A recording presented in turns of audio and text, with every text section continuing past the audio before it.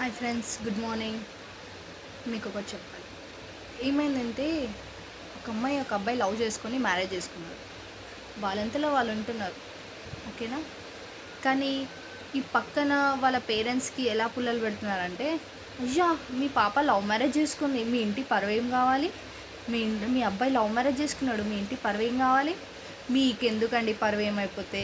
పరువు ఈరోజు రేపట్లో లవ్ మ్యారేజ్లు తప్ప అరేంజ్ మ్యారేజ్ ఎవరు చేసుకుంటున్నాడండి.